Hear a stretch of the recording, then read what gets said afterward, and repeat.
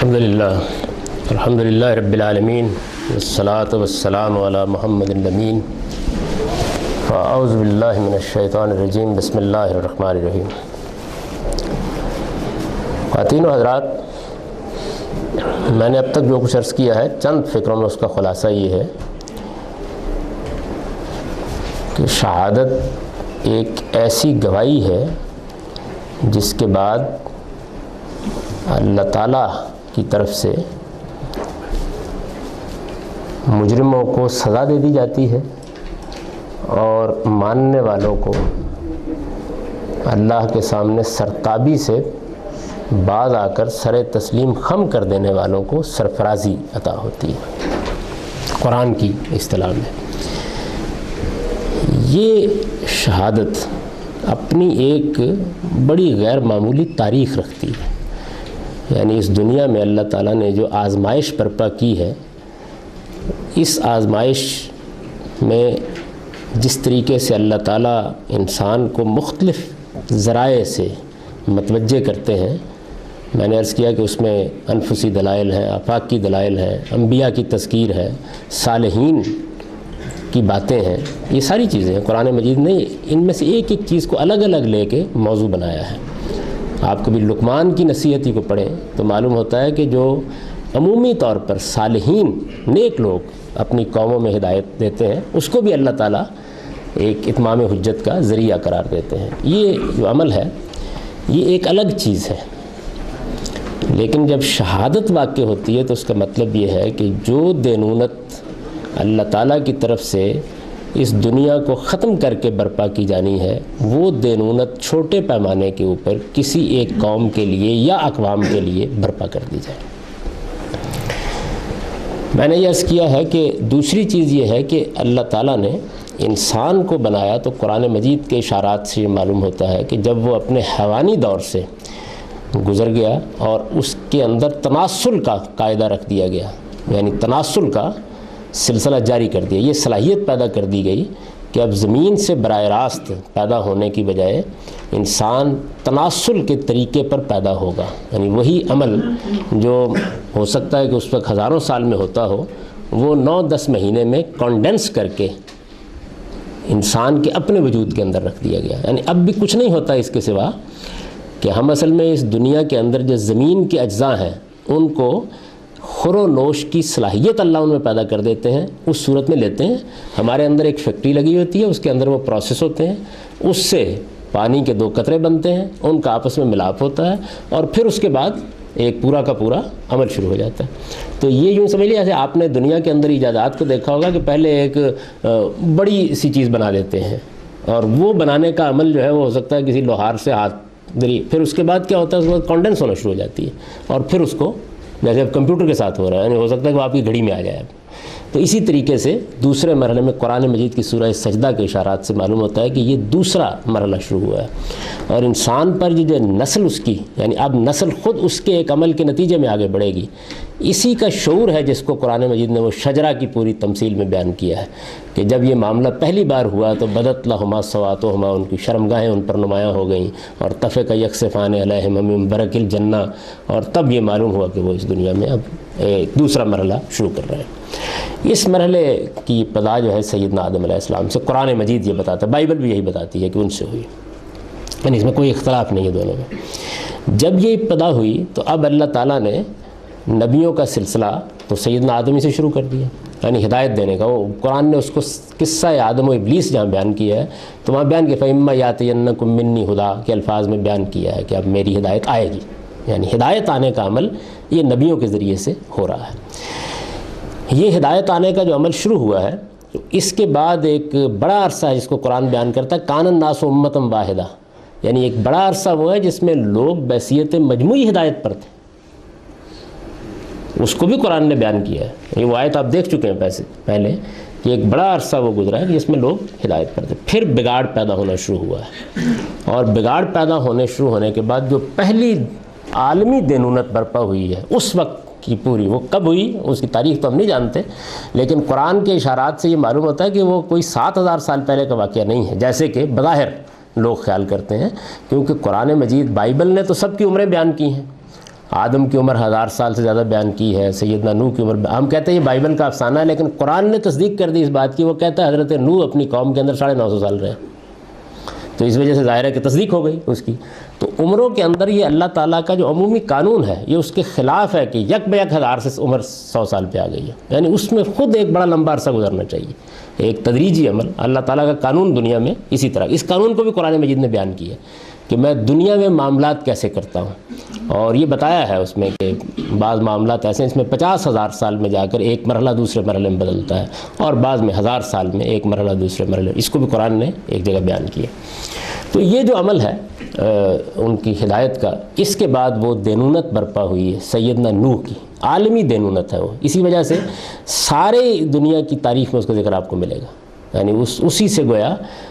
ایک طرح سے عالمی سے مطلب یہ نہیں ہے کہ اس وقت انسان ساری دنیا میں پھیل چکا تھا، جس محدود علاقے میں انسان تھا یہ بائبل سے بھی معلوم ہوتا ہے، اور دنیا کی تاریخ کی جدید تحقیقات سے بھی تصدیق ہوتی ہے کہ بعد میں وسعت ہوئی ہے، یعنی یہ ہجرت بعد میں ہوئی ہے دور دراز علاقوں میں،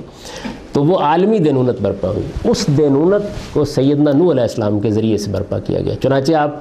کسی جگہ بھی قرآن جہاں دینونت کی تاریخ بیان کرتا ہے تو آپ پڑھیں گے نوح سے شروع ہوگی،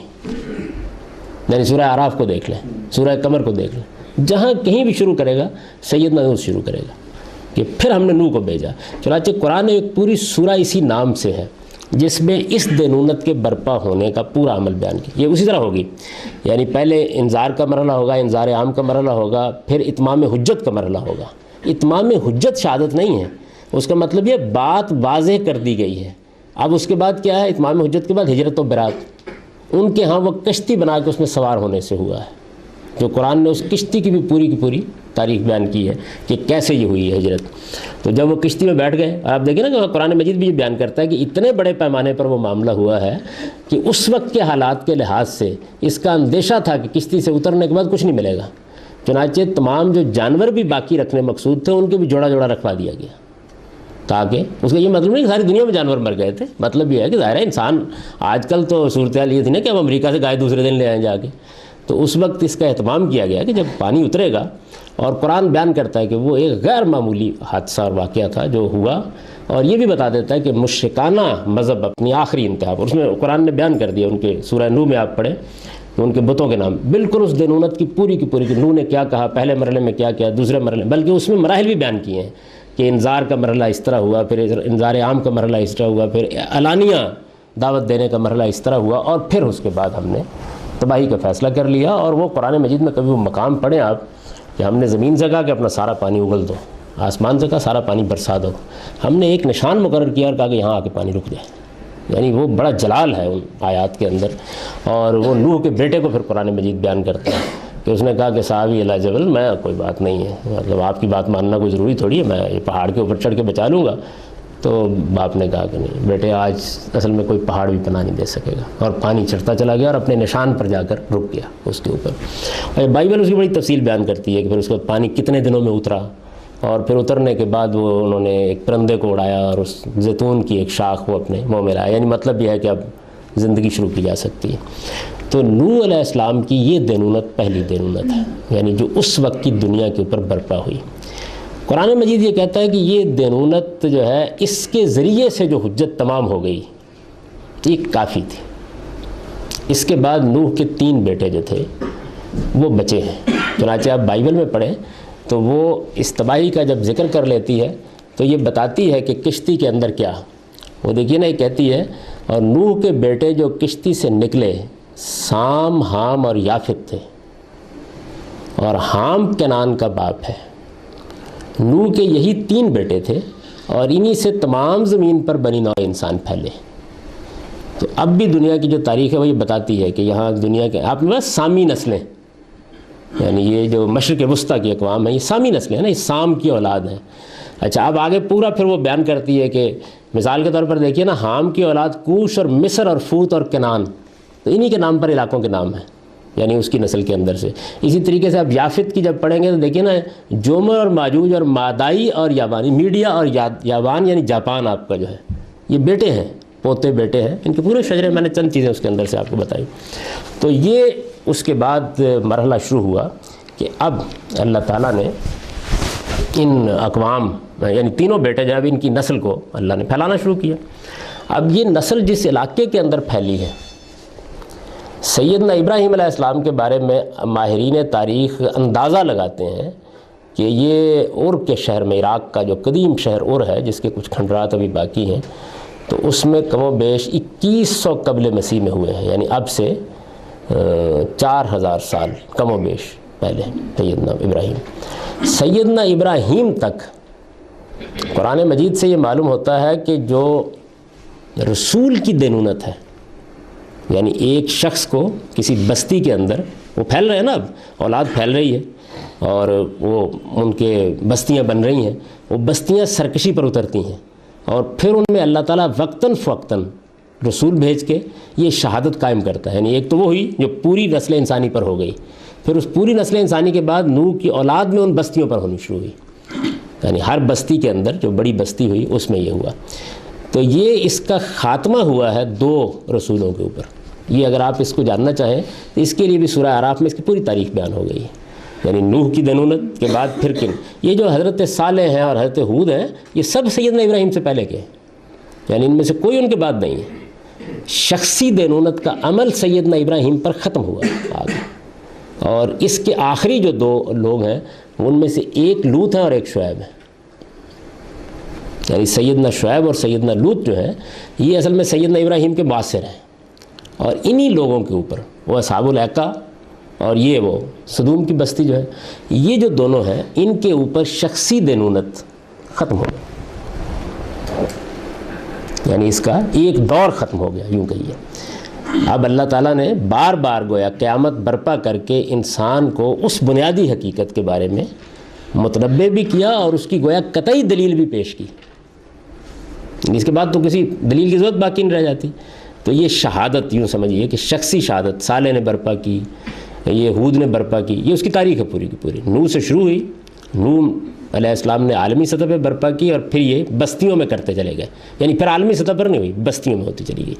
ایک ایک بستی جو گرد و پیش کی، یعنی اولاد نوح کی بستیوں میں ہوتی۔ سیدنا ابراہیم علیہ السلام کے تک وقتاً فوقتاً اس کا سلسلہ چلتا رہا ہے۔ اس وجہ سے میرے نزدیک اس حدیث کو ماننے میں کوئی حرج نہیں ہے جس میں یہ بیان کیا گیا کم و بیش 313 کی تعداد میں،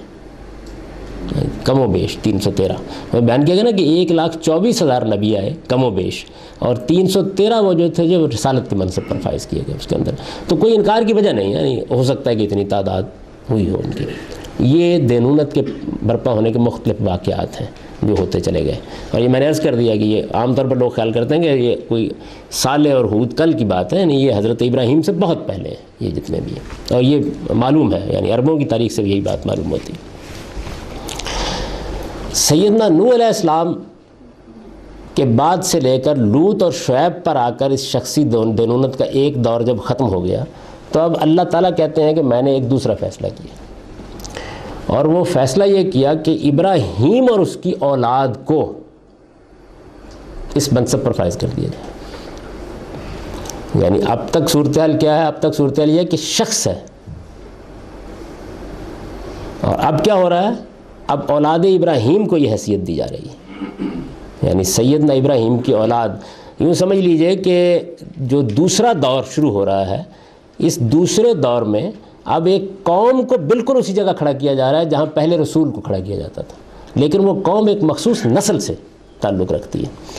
قرآن مجید اس انتخاب کو بیان کرتا ہے، یعنی قرآن نے اس کو بیان کیا ہے، بنی اسرائیل کے بارے میں بیان کرتا ہے، اور یہ کہتا ہے کہ یہ آپ سورہ بقرہ پڑھیں اب تو اب آپ دیکھیں کہ یہ بار بار بیان کرتا ہے کہ بنی اسرائیل میں نے تم کو دنیا کی ساری اقوام پر ایک خاص فضیلت بخشی تھی، ایک خاص نعمت کا میں نے اہتمام کیا تھا، اور یہ کہتا ہے کہ میں نے تمہارا انتخاب کیا تھا اس ذمہ داری کے لیے، اخترناہم علی علم علی العالمین، یعنی ایسے نہیں کر دیا تھا، اجتباء، اختیار، اور یہ مخصوص تفضیل اور اتمام نعمت،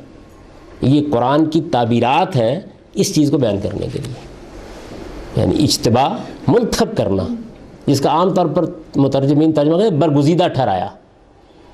اچھا، اب قرآن مجید کی سورہ بقرہ اصل میں پہلا حصہ جو اس کا ہے وہ بنی اسرائیل کی دینونت کا بیان ہے، اس تک ہم بعد میں آئیں گے، پہلے ذرا ابراہیم سے شروع کر لیجیے کیا کیا اللہ تعالیٰ نے اس معاملے میں۔ یہ دوسرا دور ہے، یعنی اب اولاد ابراہیم جو ہے وہ ٹھیک اگر میں تعبیر اختیار کر رہا ہوں، ظاہر ہے کہ اس کے لیے قرآن یہ لفظ نہیں استعمال کرتا، وہ لفظ دوسرا استعمال کرتا ہے. اب گویا اولاد ابراہیم معنوی لحاظ سے رسالت کے منصب پر فائز کی جا رہی ہے. یعنی پہلا مرحلہ ہے فرد، اور اب اجتباء اور اختیار ہو رہا ہے ایک پوری کی پوری قوم کا. اب پوری کی پوری قوم کا یہ کیسے ہوا؟ قرآن اس کی تاریخ بیان کرتا ہے، یہ بتاتا ہے. تو آپ یہ دیکھیے کہ قرآن مجید یہ کہتا ہے، یعنی پہلے ذرا پچھلی تاریخ سن لیجئے، اس کے بعد اگلی نسل. ابراہیم علیہ السلام جب اپنی قوم پر اتمام حجت کر چکے تو اس کے بعد بائبل ہمیں یہ بتاتی ہے کہ ان کو ہجرت کا حکم دیا گیا اور ان سے کہا گیا کہ اب آپ نکلیں یہاں سے، اور ایک خاص علاقہ متعین کیا گیا جس میں ان سے یہ کہا گیا کہ آپ اب اپنی اولاد کو آباد کریں گے. یعنی پہلے قرآن مجید نے بھی اس کو بتایا ہے کہ اللہ نے پے در پے ان کو آزمایا، اور یہ معلوم کر لینے کے بعد کہ وہ اس پر پورا اترے ہیں، اللہ تعالیٰ نے یہ ذمہ داری ان کو اور ان کی اولاد کو دینے کا فیصلہ کیا. یہ ذمہ داری جب ان کو اور ان کی اولاد کو دینے کا فیصلہ کیا تو اب ان کو اپنی اولاد کو ایک خاص علاقے، یعنی وہ اس علاقے سے اب نکل آئے جو ان کا اصل وطن ہے، جس میں انہوں نے اتمام حجت کیا ہے نمرود پر، جو پرانی تاریخ میں ان کا سورماؤں کا آخری سورما. تو جب اس پر اتمام حجت کرنے کے بعد وہ اپنی قوم سے نکلے ہیں، وہ آخری دنونت انہوں نے شخصی لحاظ سے برپا کی ہے اپنی قوم پر. اس کو نکلے ہیں جب، اس کے بعد تو اللہ تعالیٰ نے ان کا دوسرا مرحلہ شروع کیا. وہ جو دوسرا مرحلہ شروع کیا ہے اس کی اگر آپ بہت اچھی تاریخ پڑھنا چاہیں تو امام فرائی کی ایک چھوٹا سا رسالہ ہے. یہ 1917 میں غالباً معارف اعظم گڑھ میں یہ تحریر شائع ہوئی تھی امام فرائی کی. اس کا عنوان تو ہے آن حضرت کا سلسلہ نسب، لیکن اس کے شروع میں انہوں نے ہجرت ابراہیمی جو ہے اس کا خلاصہ بیان کیا ہے، اور یہ بڑی بے مثل چیز ہے. یعنی اس کے اندر استدلال نہیں ہے، وہ ایک محقق خود فراہم کر سکتا ہے دنیا کی تاریخ سے، لیکن نتائج فکر ایسے ہیں کہ وہ بالکل اس رخ کو بدلتے ہیں جس میں آپ بائبل کو بھی اور بائبل ہسٹری کو بھی ایک دوسرے زاویے سے دیکھنے پہ مجبور ہو جاتے ہیں. یہ بڑی اعلیٰ چیز ہے. یہ سید سلیمان ندوی نے 1916-17 میں یہ شائع کیا تھا نسب نامہ. ان کا جو اصل موضوع تھا وہ یہ تھا کہ رسول اللہ کا تعلق حضرت ابراہیم سے مسئلہ ہے نا ہمارے اور اہل کتاب کے درمیان، تو اس کو واضح کرنے کے لیے انہوں نے یہ تحریر لکھی تھی. اس میں اس موضوع پر بھی جو تورات میں سارا تاریخ بیان ہوئی ہے اس پر بھی انہوں نے تنقید کر کے یہ بتایا ہے کہ اس میں کیا کیا چیزیں جو ہیں وہ یہ مدت اتنی کم کیوں بظاہر نظر آتی ہے، اس کو موضوع بنایا انہوں نے شروع میں. اچھا، اب اس کے بعد حضرت ابراہیم نے کیا کیا؟ حضرت ابراہیم نے یہ کیا کہ اللہ تعالیٰ نے یوں سمجھیے کہ جو ان کا منشا ہے، ابراہیم سے یہ کہا کہ اب تمہاری جو اولاد ہے اس کو ہم اس منصب پر فائز کریں گے. اولاد جو ہے وہ ابتدا ہی میں 2 بیویوں سے، ایک سے، یعنی ان کے دونوں بیٹوں کی پیدائش بھی ایک معجزہ ہے. قرآن نے اس کو بیان کیا. سورہ زاریات میں وہ تفسیر آپ نے دیکھی ہوگی نا کہ وہ بوڑھے ہو گئے اور بڑھاپے کی عمر کو پہنچنے کے بعد جب کوئی اولاد پیدا ہونے کا امکان باقی نہیں رہا تو پھر اللہ تعالیٰ نے ان کو اسماعیل دیا، اور اس سے بھی زیادہ بڑھاپے میں، یعنی کوئی جب کچھ عمر ہو گئی اسماعیل کی، تو پھر اسحاق دیا. تو اسحاق اور اسماعیل یہ 2 ان کے بیٹے ہیں. ان دونوں بیٹوں میں سے اب اللہ تعالیٰ نے کیا کام کیا کہ اسحاق کو آباد کرنے کے لیے الگ علاقہ مقرر کیا. یہ کم و بیش وہ علاقہ ہے جس کو ہمارے ہاں کنعان کا علاقہ کہا جاتا ہے، اور اسماعیل کو آباد کرنے کے لیے جزیرہ عرب کا انتخاب کیا. یعنی 2 اپنی اولاد. دیکھیں نا کہ ایک واقعہ ہو رہا ہے، یعنی خدا اب ایک قوم پیدا کرنا کے لیے اقدام کر رہے ہیں، تو وہ قوم عام حالات کے اندر نہیں پیدا ہو سکتی.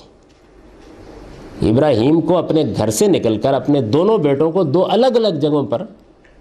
جا کے آباد ہونے کا حکم دیا جا رہا ہے. تو یہ جو آباد ہونے کا الگ الگ حکم دیا گیا ہے، اس میں ایک کو آباد کیا انہوں نے جو تورات میں بیت ایل، بیت اللہ جس کو کہا جاتا ہے، اس میں فاران کے بیابان میں، اور دوسرے کو وہاں آباد کیا کنعان میں. اب اس کے بعد کیا ہے، بائبل جو ہے وہ اسماعیل کے آباد کرنے کے، یعنی پیدا ہونا، اور یہ کہ بائبل اس کو اس طرح بیان کرتی ہے کہ دونوں میں سوتوں میں جھگڑا ہو گیا، اور اسماعیل کی والدہ کو اسماعیل کے ساتھ ابراہیم سے کہہ کے سوت نے گھر سے نکلوا دیا. قرآن مجید یہاں تصحیح کرتا ہے کہ معاملہ ایسے نہیں ہوا، لیکن بائبل یہ کام کر دینے کے بعد یہ بھی بتاتی ہے کہ یہ آباد کہاں ہوئے ہیں. یہ بتا دیتی ہے، لیکن پھر اس کے ہاں اسماعیلی زیر بحث نہیں آتے، یعنی وہ کسی جگہ اشارے ہیں، اسماعیل کی پیدائش بیان ہو گئی ہے، اسماعیل کا بڑا ہونا بھی بیان ہو گیا ہے، اسماعیل اور اس کی والدہ کو گھر سے نکالنا بھی بیان ہو گیا ہے، اور فاران کے بیابان میں ان کا آباد ہونا، وہ وہاں چلی گئی، پھر نکل گئی وہاں پہ جا کے، یعنی ظاہر ہے کہ وہ ایک دوسری جگہ پہ کھڑے ہیں تو اس طرح اس کو بیان کرتے ہیں۔ یہ امام فرائی نے یہ کیا کہ اس کی پوری تاریخ کو اس طرح بیان کر دیا کہ کیسے یہ سارا عمل ہوا ہے۔ حضرت ابراہیم کی پوری ہجرت، جیسے وہ نکلے اور نکلنے کے بعد انہوں نے اسحاق کو آباد کیا۔ اسحاق جو ہے، پھر بائبل ہم کو یہ بتاتی ہے کہ ان کے ہاں پہ 2 بیٹے پیدا ہوئے، عیسو اور یعقوب۔ تو عیسو کو تو ایک وہ بڑا دلچسپ واقعہ برکت دینے کا بیان ہوا ہے بائبل کے اندر، یعنی حضرت یعقوب کا جب حضرت اسحاق کا جب آخری وقت قریب آ گیا تو اس موقع کے اوپر انہوں نے پھر یہ کہا کہ میں اب اپنے بیٹے عیسو کو برکت دوں گا، اور برکت دینے کے لیے انہوں نے کہا، یعنی خدا سے دعا کروں گا۔ پیغمبر جو ہے وہ گویا دعا کرنا چاہتا ہے کہ اللہ تعالیٰ اس کے ذریعے سے اس مقصد کو پورا کرے، وہ واقعہ بائبل نے پورا بیان کیا۔ تو برکت دینے کی اس دعا کا جب فیصلہ کیا گیا تو یہ بات انہوں نے سنی ان کی بیوی نے، جو عیسو کی ماں ہے، کہ یا اسحاق برکت دینے کا فیصلہ کر چکے ہیں، آنکھیں کمزور ہو چکی ہوئی تھی اس میں۔ تو انہوں نے اپنے بیٹے عیسو سے یہ کہا کہ تم جاؤ اور جا کر شکار مارو اور میرے لیے آج اچھا کھانا پکاؤ جو میں پسند کرتا ہوں، شکار کا کھانا، اور یہ میں تیرے ہاتھ سے کھاؤں گا اور آج تیرے لیے برکت کی آخری دعا کروں گا۔ یعنی یہ انہوں نے بیٹے کو کہا۔ تو اس کی ماں نے، یعقوب کی ماں نے یہ سن لیا، عیسو کے بارے میں یہ بات انہوں نے سن لی۔ تو انہوں نے جیسے ہی عیسو باہر نکلا، یہ بائبل کا یعنی بیان ہے، یہ اس کو آپ میں لطیفے کے طور پر بیان کر رہا ہوں، اس میں ظاہر ہے کہ اصل حقیقی قرآن نے جگہ جگہ تصحیح کی ہے ان سب چیزوں کی۔ تو جب وہ نکلنے لگے باہر تو انہوں نے اپنے بیٹے عیسو کو بلایا اور اس کو بلا کر کہا کہ تیرے باپ نے برکت دینے کا، یعقوب کو بلایا، تیری باپ نے برکت دینے کا فیصلہ کر لیا ہے اور وہ اندھا ہے۔ تو اب یہ ہے کہ اس سے پہلے کہ وہ شکار لائے، تو 2 بھیڑ کے بچے لے اور جا کر ان کو ذبح کر، کھانا میں بہت اعلیٰ پکاتی ہوں، اور جا کر باپ کے سامنے رکھ دے، اور تاکہ وہ برکت۔ تو اس نے کہا کہ عیسو کے بال ہیں، میرے تو بال نہیں ہیں۔ تو بابا جب ہم جاتے ہیں تو ہاتھ پھیر کے پہچان لیتے ہیں بالوں کو، یعنی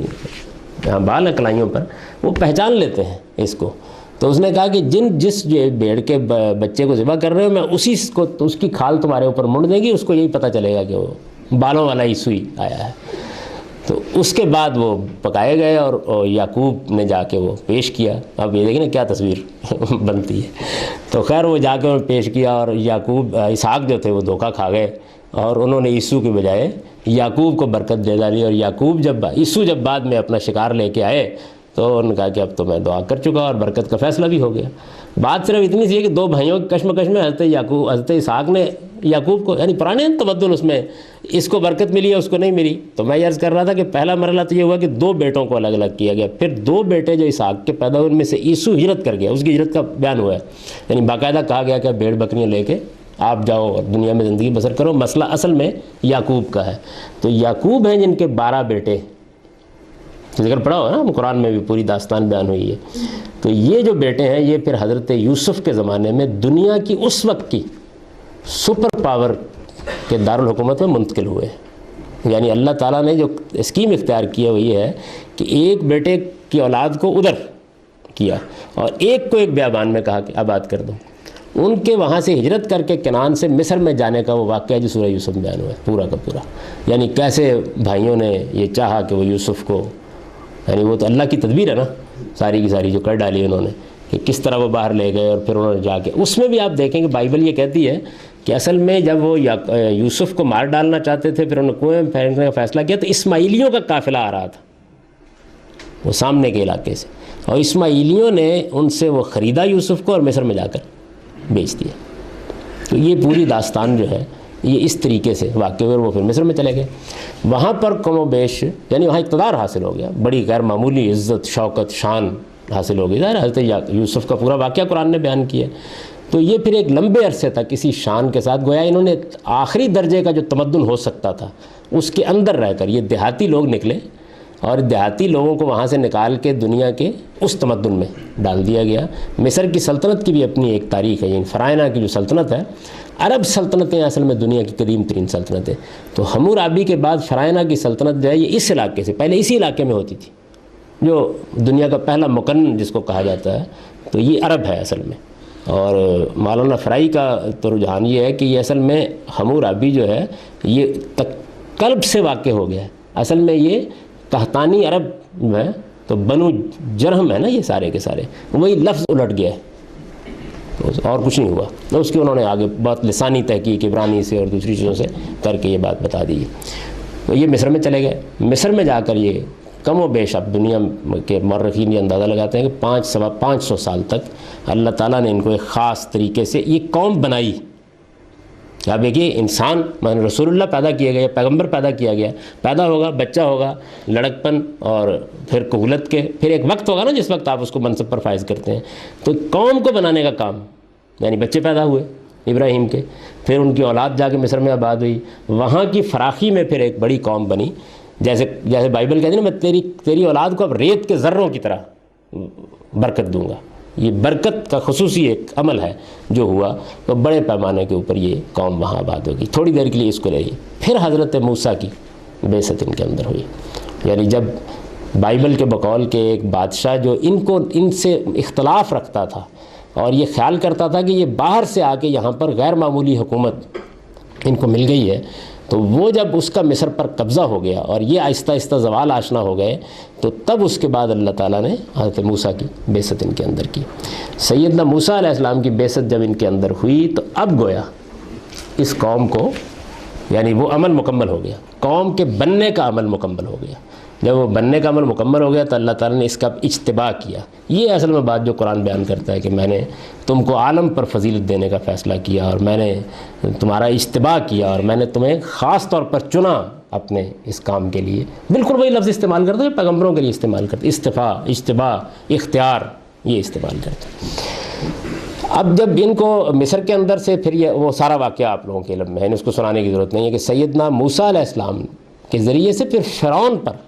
قرآن نے یہ بیان کیا ہے کہ وہ شاہد علی بنی اسرائیل نہیں تھے، وہ شاہد علی فرعون تھے، یعنی وہ شخصی شہادت کا پھر حضرت ابراہیم پر ایک دور ختم ہوا تھا، یہ پھر اس کے 500 سال کے بعد اس دوران میں پھر یہ شہادت نہیں واقع ہوئی کسی قوم پر، یہ اس مصر کی سب سے بڑی سلطنت پر واقع ہوئی،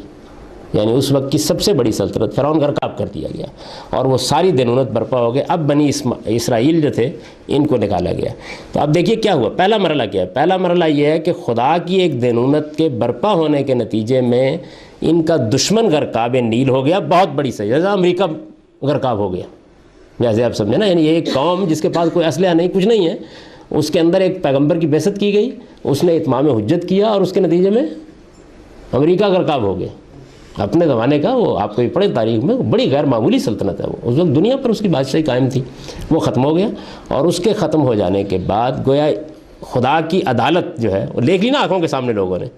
اس کے اندر سے یہ نیل کے دریا سے یا جہاں سے بھی نکلے، خلیج عقبہ اب محققین کہتے ہیں کہ وہاں سے نکلے ہیں، تو اللہ تعالیٰ نے ان کو بچایا، ویسے ہی جیسے نوح کی اولاد بچا لی گئی تھی۔ وہ قرآن مجید بیان کرتا ہے نا کہ نوح کی اولاد سے پر ذریت من حملنا، یعنی جن کو ہم نے کشتی میں اٹھایا تھا اس کی ذریت سے ہم نے پھیلایا۔ تو یہ فرعون کو غرقاب کر کے یہ ذریت ابراہیم جو اس وقت لاکھوں کی تعداد میں ہو چکے تھے، ان کو صحرائے سینا میں اللہ تعالیٰ لائے۔ اب یہ گویا اس وقت کی متمدن دنیا جو ہے اس کے سامنے نمونہ تھے خدا کی دینونت کا۔ خدا کی دینونت کا مطلب یعنی وہی کہ ان کے ذریعے سے سیدنا موسیٰ کی قیادت میں ان کے ذریعے سے ایک بڑی سلطنت کو خدا نے سزا دی اور ان کو اللہ تعالیٰ نکال کے لے آئے۔ تو آپ دیکھیں نا بقرہ میں خاص اہتمام سے یہ داستان پوری کی پوری بیان ہوتی ہے، کیسے ہم نے تمہیں نکالا اور نکال کر لائے۔ یہ جو ان کا اجتباع ہے یا ان کا اس منصب پر فائز ہونے کا عمل ہے، یہ پھر کوئی 1500 سال تک اس جگہ کے اوپر فائز رہے۔ کیا مطلب ہے اس فائز رہنے کا؟ قوم کے فائز رہنے کا کیا مطلب ہے؟ یعنی اللہ تعالیٰ کا جو عمومی قانون ہے دنیا میں، وہ عمومی قانون یہ ہے کہ مثال کے طور پر اللہ تعالیٰ کسی آدمی کو دولت دے دیتے ہیں اور آپ تلاش کرنے کی بھی کوشش کریں کیسے دے دیتے ہیں، بڑا مشکل ہے، یعنی اس کا کوئی اخلاقی اصول نہیں ہوتا، بیوقوف آدمی ہوگا بالکل، کوئی کل ہی سیدھی نہیں ہے، اور جہاں ہاتھ ڈالتا ہے مٹی سونا ہوتی چلی جاتی ہے۔ اسی طرح اور بے شمار اقتدار کا معاملہ بھی یہی ہے، یعنی کوئی آدمی پوچھے کہ بھئی آخر یہ فلاں فلاں جو ہمارے ملک میں اقتدار تک پہنچے ہیں تو کیا میرٹ تھا، مطلب علم زیادہ تھا، کیا چیز تھی؟ یہ خدا کا قانون آزمائش ہوتا ہے جس کے تحت وہ انتخاب کرتے ہیں، میرٹ پر نہیں ہو رہا ہوتا یہ معاملہ۔ یعنی قرآن نے اس کو بیان کہ ابتلا کے قانون پر ہو رہا ہوتا ہے۔ خدا اپنی حکمت کے تحت کسی کو شکر کی آزمائش میں مبتلا کرتا ہے، کسی کو صبر کی آزمائش میں مبتلا کرتا ہے۔ دنیا میں یہ سلسلہ چل رہا ہے۔ اب کس کو صبر کے لیے کرنا ہے، ایسا نہیں ہے کہ فلاں آدمی فلاں پر پورا اترے گا تو صبر میں ڈالا جائے گا، اور فلاں فلاں پر پورا اترے گا تو شکر کی آزمائش میں ڈالا جائے گا، یہ نہیں ہوتا اس میں۔ اچھا، قوموں کے معاملے میں یہی طریقہ ہے۔ قوموں کے عروج و زوال کے اندر کچھ چیزیں کار فرما ہوتی ہیں، یعنی میرٹ ہوتا ہے جو حتمی ہو، اسباب تو ہوتے ہیں، وہ فرد کے بھی ہوتے ہیں۔ ایسا نہیں کہ بندہ گھر میں بیٹھا رہے گا تو دولت مند ہو جائے گا، لیکن وہ اسباب ایسے نہیں ہوتے کہ آپ یہ بتا سکیں کہ یہ ہوگا تو لازماً اس کا نتیجہ یہ نکل آئے گا۔ تو فرد کے ساتھ بھی یہ معاملہ ہوتا رہتا ہے، قوموں کے ساتھ بھی معاملہ ہوتا رہتا ہے۔ اللہ تعالیٰ کسی قوم کے ساتھ اب جب اجتباء کیا اس نے تو کیا کیا، انہوں نے کہا کہ بھئی تم دنیا والے اب دیکھو، یہ میں نے ایک قوم یعنی ابراہیم کی اولاد کا انتخاب کر لیا، یہ اب شہادت ہے، یہ قوم شہادت ہے۔ کیا ہوگا؟ جیسے ہی یہ میری فرما برداری اختیار کریں گے تو میں آسمان سے اتر کر ان کے ساتھ کھڑا ہو جاؤں گا۔ جو بیان کرتے ہیں نا بائبل جس کو، کہ جس وقت ہم خیر کے علمبردار بن جاتے تھے تو خدا ہمارے آگے آگے چلتا تھا۔ یعنی اب کیا ہوگا؟ اب یہ ہوگا کہ کھڑے ہو کے الٹیمیٹم دیں گے تو سلطنتیں الٹ جائیں گی، قومیں تباہ ہو جائیں گی، ہمت نہیں ہوگی کسی کی بات کرنے کی۔ اور جیسے ہی خدا کی نافرمانی کریں گے تو امریکہ جتنی مرضی نافرمانی کر لے، اس نے قدرت کے قانون کے مطابق کچھ عرصے کے بعد زوال آشنا ہونا ہے، نہیں فوراً آسمان سے پکڑ لیا جائے گا۔ آپ دیکھیں نا کہ اگر مثال کے طور پر فرد سے مثال لی جائے اس کی، کہ ایک فرد ہے، اللہ اس کو اس کا نمونہ بنا دے کہ یہ جس دن نماز پڑھتا ہے 10 روپے مل جاتے ہیں فوراً، اور جس دن صبح کے وقت نماز نہیں پڑھتا اس دن تھپڑ باقاعدہ فرشتے مار رہے ہوتے ہیں سامنے، تو کیا ہو گیا یہ؟ اب یہ شہادت ہے، یعنی وہی دینونت ہے نا خدا کی۔ اب دیکھیے ایک دوسرا پہلو نمایاں ہو رہا ہے اس کے اندر سے۔ قرآن مجید کو جب آپ اس روشنی میں پڑھیں گے تو آپ کو معلوم ہوگا کیسے اس کو بیان کیا، یعنی بنی اسرائیل کیسے شہادت کے منصب پر فائز کیے گئے۔ اولاد ابراہیم کا ایک حصہ، بنی اسرائیل ہے نا، یعقوب حضرت اسرائیل حضرت یعقوب کا نام ہے، تو ان کے ساتھ کیا معاملہ ہے کہ بھائی اب میں نے تمہیں تیار کر لیے، اب ہوگا کیا؟ ہوگا یہ کہ سرفرازی ہوگی، خیر اپنے اندر اختیار کرو گے تو فوراً سرفرازی حاصل ہو جائے گی، فوری طور پر خدا لشکروں کے ساتھ زمین پر اتر آئے گا۔ اب اس کے بعد جس کو کہے گا اللہ تعالیٰ کہ اس کے ساتھ یہ معاملہ کر دو، ہو جائے گا۔ جیسے ہی سرتابی اور نافرمانی اختیار کرو گے تو تمہیں سزا ملے گی دنیا کے اندر، یعنی گویا جزا اور سزا کا نمونہ بنا دی گئی یہ قوم۔ چنانچہ اب آپ جب تاریخ بنی اسرائیل کی پڑھیں گے بائبل میں تو آپ کو نظر آئے گا کہ یہ ہے اصل میں وہ جس طرح قرآن پیغمبر کی سرگزشت انذار ہے، تو بائبل اسی طرح بنی اسرائیل کی سرگزشت شہادت ہے۔ یعنی وہ یہ بتاتی ہے، آپ کو خود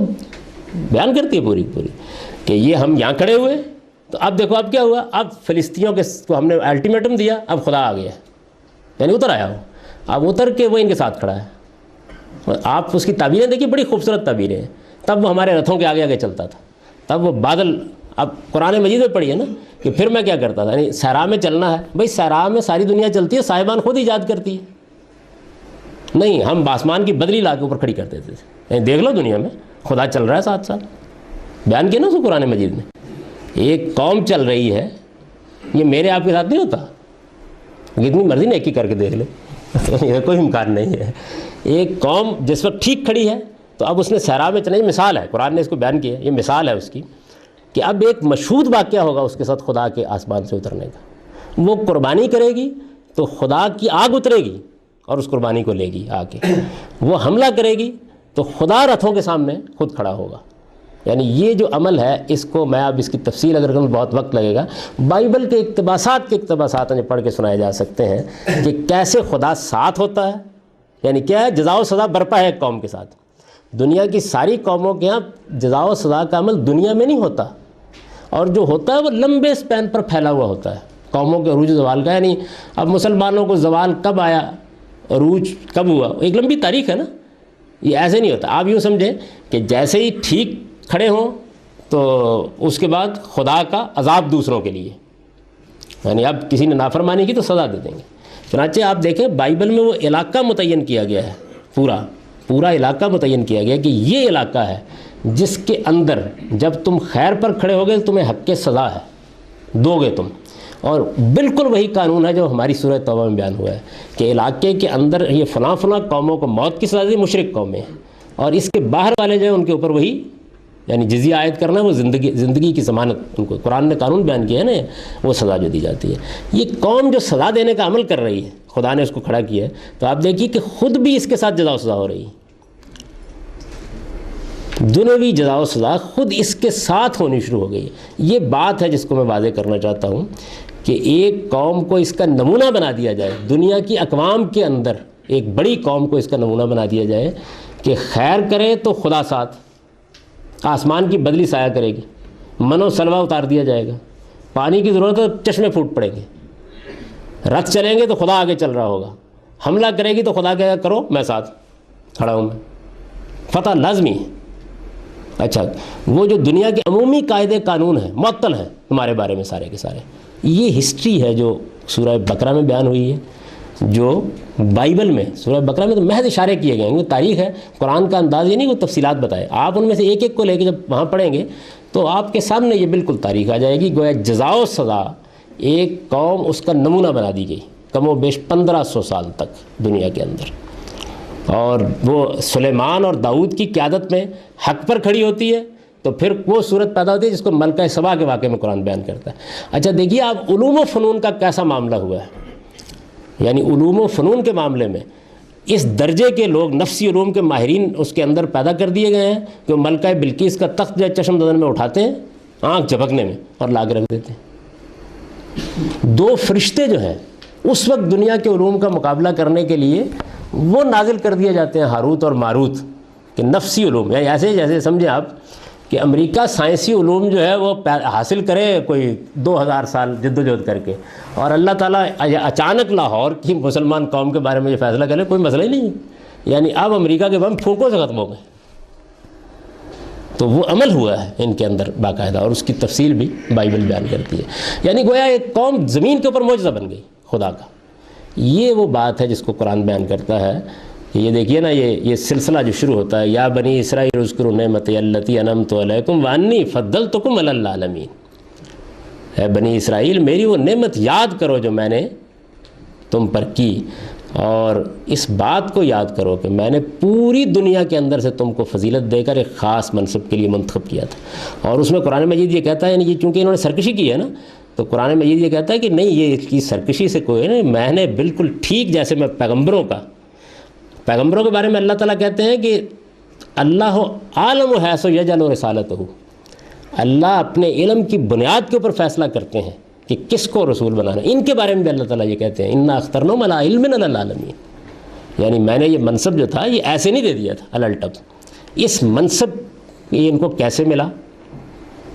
یہ میں نے آپ کی اس کی تاریخ بتائی آپ کو، اور یہ مل گیا جب حضرت موسیٰ کے بعد یہ تیار ہو گئے تو ان کو اس منصب پر فائز کریں. 500 سال تک 600 سال تک تیار کیا گیا. اب یہ دنیا کے اندر اتمام حجت کا نمونہ. اس میری تقریر کی روشنی میں اگر خدا توفیق دے تو خروج اور گنتی کے جو ابواب ہیں ان کو آپ پڑھیے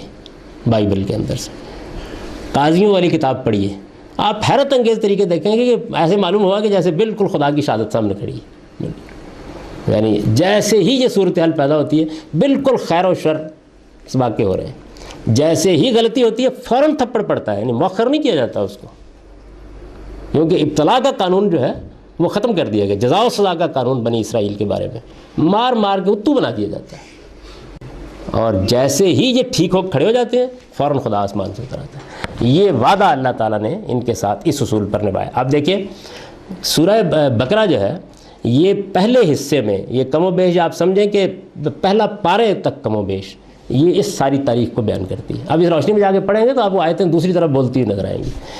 یہ اس کے بعد اللہ تعالیٰ کہتے ہیں کہ اب میں معزول کرنے لگا ہوں. تو معزول کرنے کے لیے ایک مسئلہ یہ ہے کہ وعدہ تو تھا نا ابراہیم کی اولاد کے ساتھ، یعنی اللہ تعالیٰ ایک اسحاق کی اولاد کو معزول کر رہے ہیں اور اسماعیل کی اولاد کو فائز کر رہے ہیں. یہ دیکھیے اس کی تاریخ ضروری ہو گئی سنانی،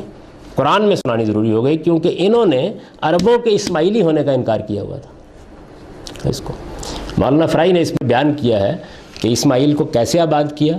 پھر ابراہیم نے کس طریقے سے ان کی قربانی کا واقعہ ہوا، بیت اللہ کیسے تعمیر کیا گیا، پھر اس کے بعد یہاں جو قوم پہلے بستی تھی، اصل میں حمورابی قوم ہے، قدیم عرب ہے، بنی قحطان ان کو کہتے ہیں، انہوں نے اسماعیل کو اپنی بیٹی دی ہے،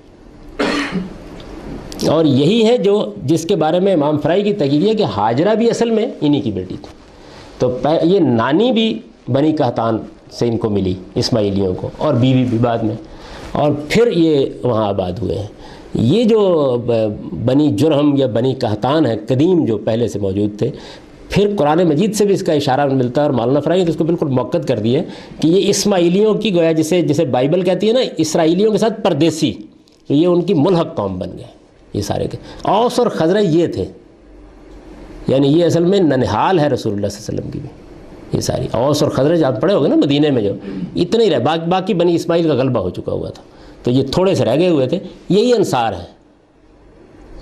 یعنی یہ قدیم عرب ہے، اسماعیل کی ننہال بھی ہے، اور اسماعیل کا سحری رشتہ، سسرالی رشتہ بھی انہی کے ساتھ ہے، تو بنی اسماعیل کو آباد کیا گیا۔ اب بنی اسماعیل کو آباد کیا گیا، اور ان کو اللہ تعالیٰ نے تیار کرنے میں 575-76 سال لیے، ان کو تیار کرنے میں 2000 سال، یعنی تیاری کا عمل ہے یہ سارا، یہ تیاری کا جو عمل ہوا ہے، ایک قوم تیار کی جائے کہ وہ اب دنیا کی دینونت کے منصب پر، تو قرآن مجید سورہ بقرہ میں یہ کہتا ہے کہ ہم نے بنی اسرائیل کو اس منصب سے معزول کیا،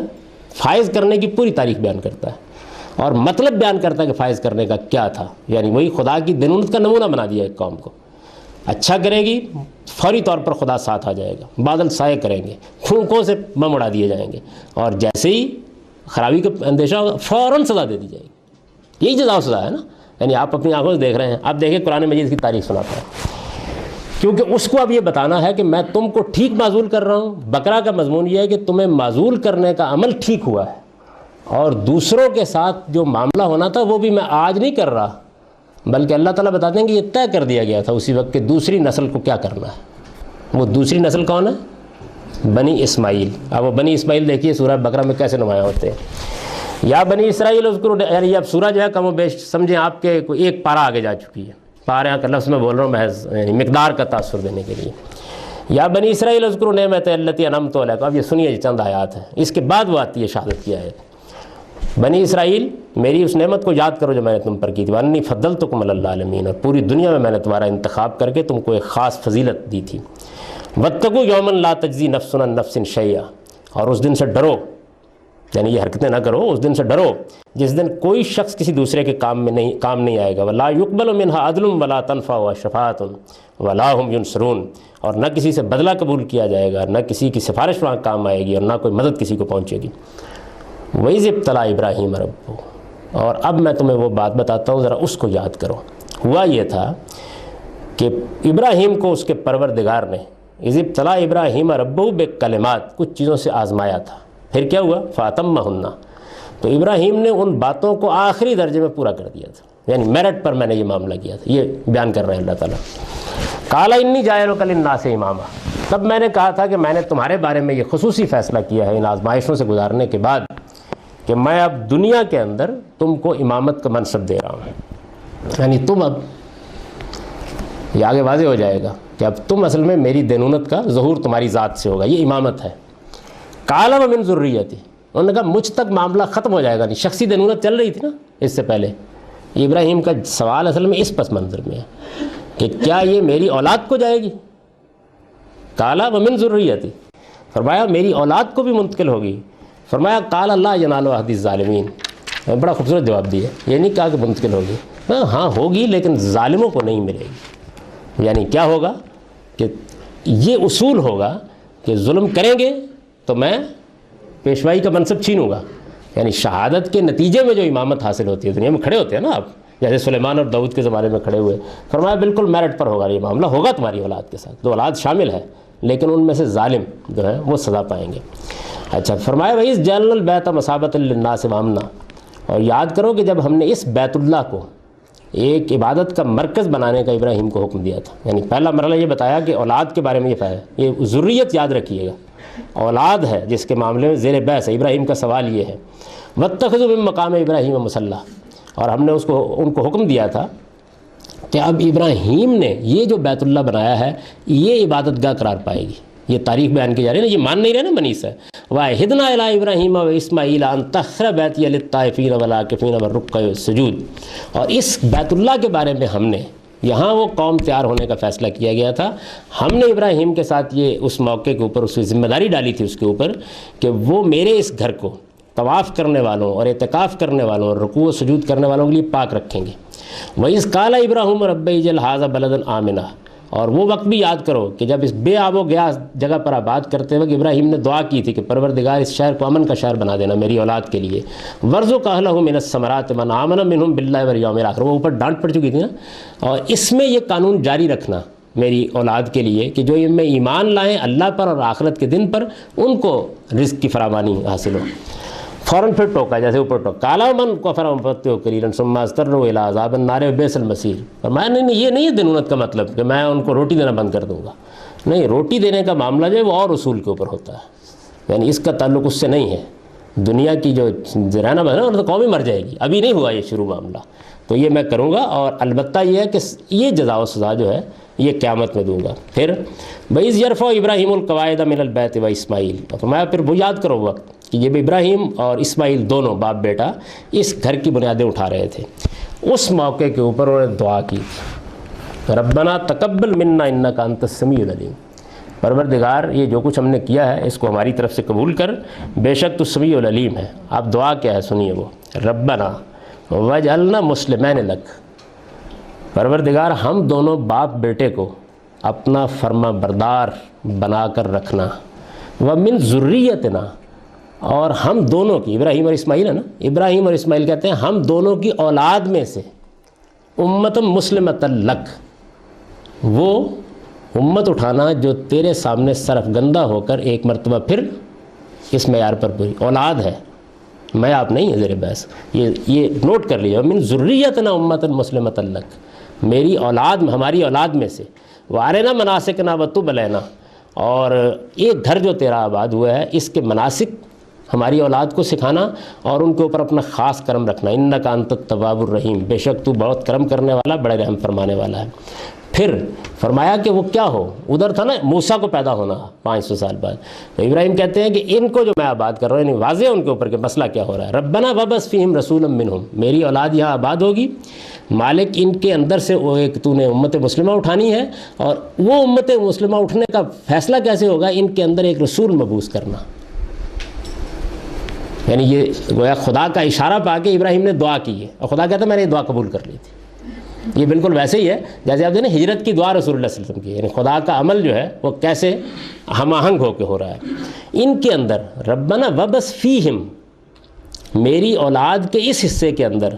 ایک رسول پیدا کرنا, وہ رسول کون ہو, منہم, ان کے اندر سے ہو. وہ کیا کرے, یتلو علیہم آیاتک ویعلمہم الکتاب والحکمہ ویزکیہم انک انت العزیز الحکیم. یعنی وہ رسول ہونا چاہیے جس پر تیرا کلام نازل ہو, اور پھر پورا دین جو ہے کتاب اور حکمت, شریعت اور حکمت دونوں کی تعلیم وہ دے اور لوگوں کے تزکیے کا سامان کرے. یہ دعا انک انت العزیز الحکیم. ابراہیم کہتے ہیں کہ تو یہ کرنے کے لیے پوری قدرت رکھتا ہے, اور بہرحال تو تیری حکمت کا تقاضا ہوگا تو میرے ساتھ یہ معاملہ کرے گا.